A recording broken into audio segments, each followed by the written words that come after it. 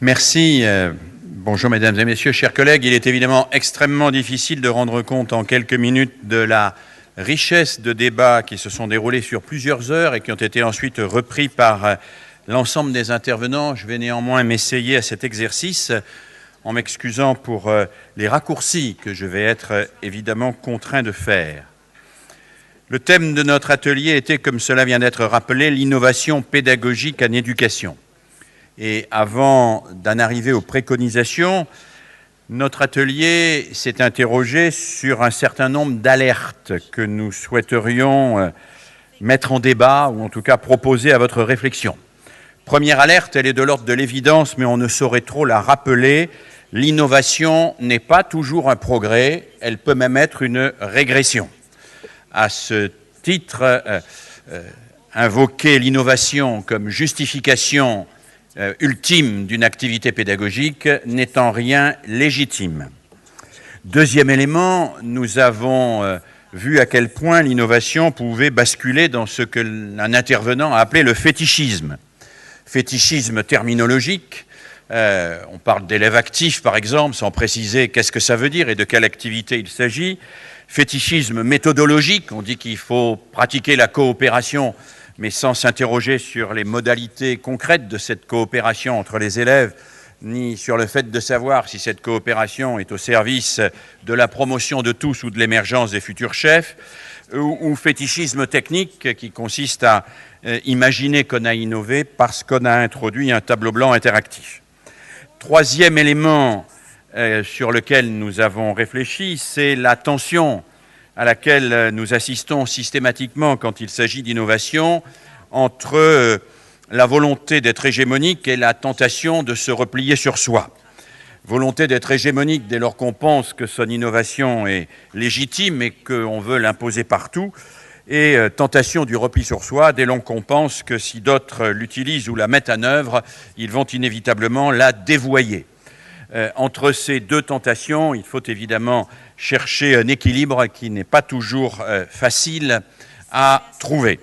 Et enfin, le quatrième élément sur lequel nous avons réfléchi, c'est la nécessité, l'impératif, pourrait-on dire, de sortir du modèle expérimentation-généralisation. Ce modèle de l'expérimentation-généralisation se heurte en effet, et cela a été l'objet de plusieurs témoignages, à une sorte de rupture dès lors qu'on passe d'un travail avec des volontaires à caractère militant qui se battent pour une innovation à une généralisation qui s'impose d'une manière technocratique parfois, autoritaire de temps en temps, à des personnes qui n'en veulent pas nécessairement. Sortir de ce paradigme nous apparaît absolument indispensable et pour cela, l'atelier a beaucoup exploré l'émergence d'un nouveau paradigme possible autour de l'innovation qui pourrait se construire autour de la notion de réseau. Il s'agirait d'encourager les professionnels de l'éducation, et je dis bien de l'éducation et pas seulement les professionnels de l'instruction scolaire, j'y reviendrai, à mettre en œuvre des pratiques permettant localement, avec les conditions dans lesquelles ils sont, dans les conditions dans lesquelles ils se trouvent, d'organiser effectivement le droit à l'éducation pour tous. Nous prenons acte de la volonté de l'UNESCO et à quelques jours du 25e anniversaire de la déclaration de la Convention internationale des droits de l'enfant, nous disons, et cela est revenu à plusieurs reprises, que le droit à l'éducation pour tous n'est pas une affaire anecdotique, que cela suppose véritablement un assaut d'inventivité en regardant au plus près les besoins de chacun. Le droit à l'éducation pour tous n'est d'ailleurs pas à confondre avec l'égalité des chances, qui est souvent l'égalité des malchances, et qui accepte l'idée que dès lors qu'on promeut quelques malchanceux, on s'est acquitté de sa tâche. Le droit à l'éducation pour tous est bien une exigence fondatrice qui impose que l'on cherche inlassablement des moyens pour le mettre en œuvre. Alors pour cela, les participants ont insisté sur la nécessité d'accompagner les acteurs éducatifs pour qu'ils inventent et régulent des pratiques qui soient tout à la fois des pratiques transmissives et émancipatrices. pour qu'ils travaillent en équipe localement et puis qu'au-delà, ils travaillent systématiquement en réseau. Le réseau pouvant être une sorte de système en interaction qui permet à des acteurs progressivement, non pas de s'imiter les uns les autres, ni de généraliser abusivement des expériences locales, mais de se stimuler et de stimuler l'évolution du système tout entier. Alors à partir de là, nous avons identifié quelques préconisations d'abord au pouvoir politique, au gouvernement. Nous souhaitons, et cela a été dit à plusieurs reprises dans l'atelier, que les politiques soient plus explicites qu'ils ne le sont dans leur vision des objectifs et des finalités de l'éducation.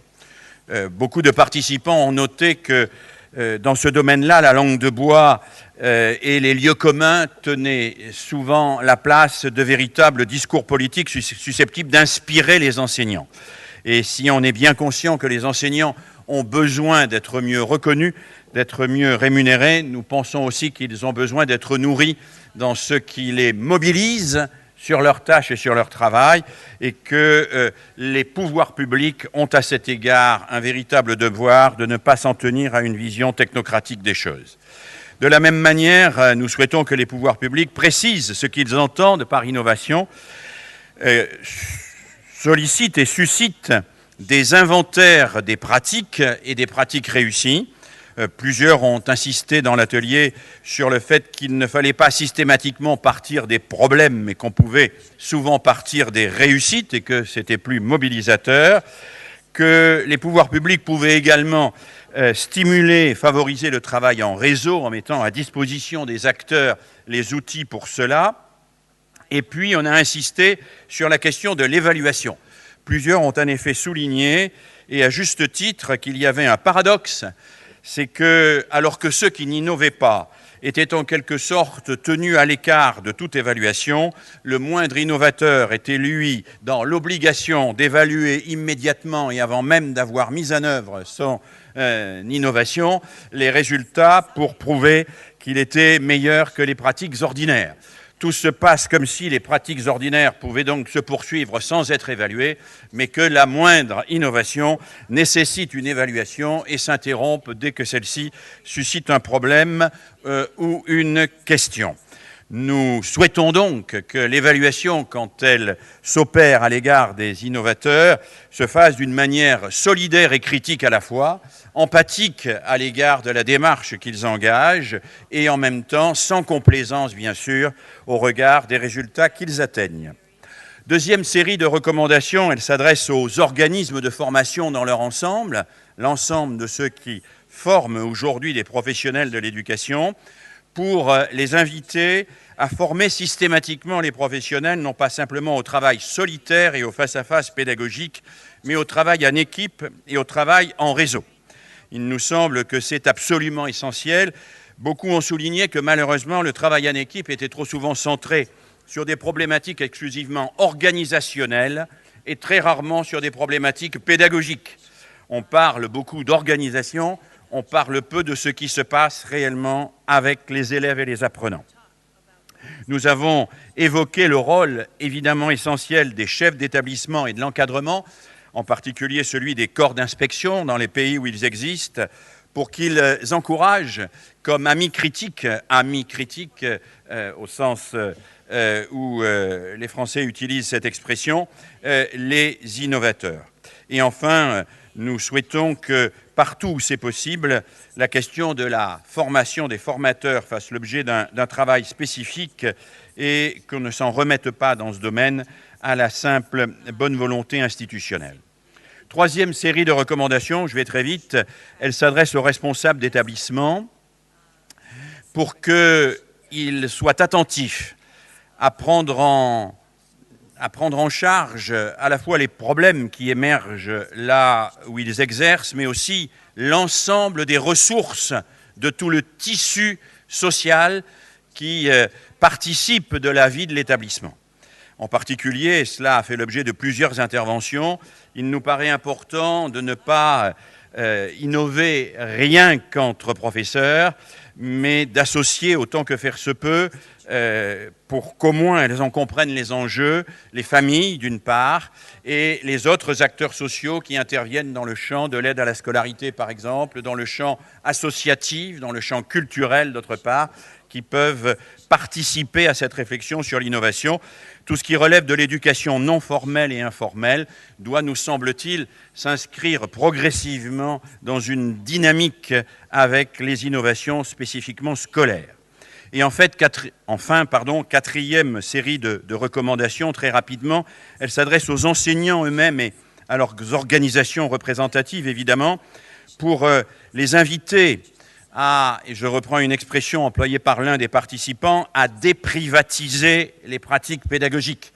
Déprivatiser les pratiques pédagogiques, c'est-à-dire les faire sortir de la sphère exclusivement privée, de l'intimité, du face-à-face, pour les socialiser, les rendre objets de débat, objets de discussion, objets d'échange. Déprivatiser les pratiques pédagogiques. Ce n'est pas atteindre à la dignité de l'enseignant, bien au contraire, que de lui demander de rendre public et de travailler à ces pratiques pédagogiques avec d'autres. Sortir, éclairer la boîte noire de la classe et du face-à-face pédagogique, cela nous paraît absolument essentiel. Et enfin, je conclurai par une recommandation à nous-mêmes. Nous avons tous, depuis l'exposé introductif de notre collègue jusqu'à l'ensemble des ateliers, évoqué la notion de qualité de l'enseignement. Nous sommes tous très attentifs à cette qualité de l'enseignement et nous voudrions dire qu'il ne suffit probablement pas de l'invoquer, il faut sans doute tenter de la définir. Plusieurs ont souligné qu'il fallait probablement réinterroger les indicateurs de cette qualité et ne pas se soumettre aveuglément aux tests internationaux de l'OCDE, par exemple, pour remettre les indicateurs d'évaluation de la qualité de l'enseignement dans le débat démocratique. La qualité de l'enseignement ne peut pas être évaluée par les experts, les citoyens doivent y être associés. Merci.